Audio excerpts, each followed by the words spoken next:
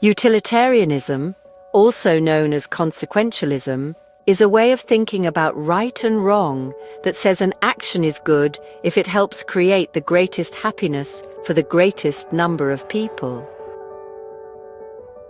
This philosophy doesn't focus on duties or intentions like Kant's ideas, but on what happens because of an action.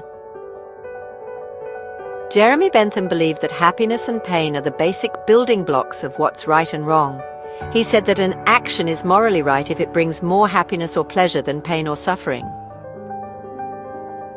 In this way of thinking, the results decide if something is good or bad. In utilitarianism, an action isn't judged by your reasons for doing it or by strict moral rules, but by what happens afterward. An action is good if the outcome brings more happiness than suffering. This means that the situation is always important. Sometimes an action that's usually seen as wrong, like lying, can still be good if it leads to a better result. The goal is to make as many people happy as possible.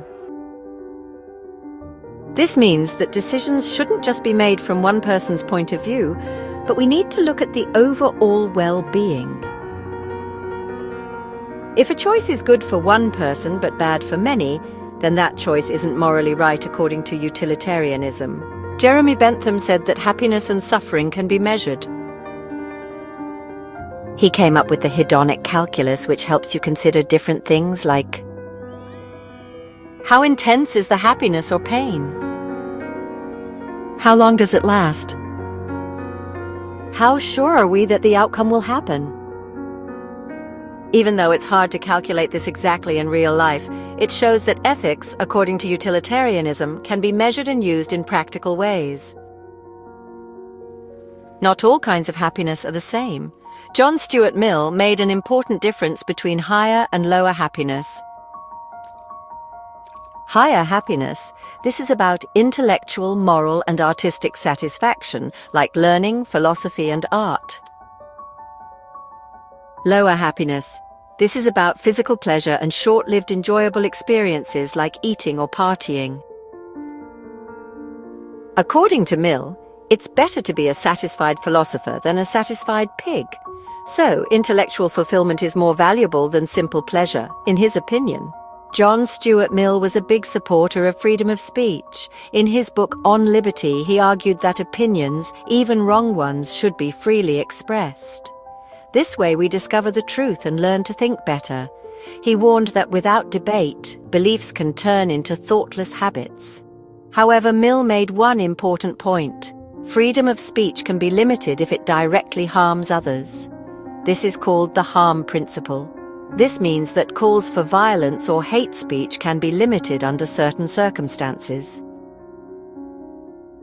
The difference with Kant. Unlike Kant, who believes you should always act according to fixed moral rules, utilitarianism looks at the outcome. For example, Kant would say you should never lie, not even to save someone. A utilitarian would lie if it led to a better result. Imagine a doctor has 5 patients who need organs to live and 1 healthy patient who could donate 5 organs. According to Kant, killing 1 person for organs would never be morally right. An extreme utilitarian, however, might argue that sacrificing 1 person to save 5 lives ultimately brings more happiness. This shows how utilitarianism can sometimes lead to tough moral problems.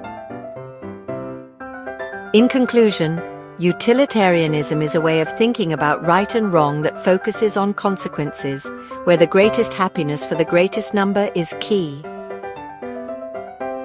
Bentham laid the groundwork with his idea that happiness for the majority and experiencing as little pain as possible are what truly matter.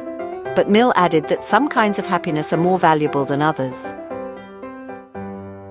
This way of thinking still influences modern ethics, economics, and politics, for example, when dealing with issues of fairness and well-being.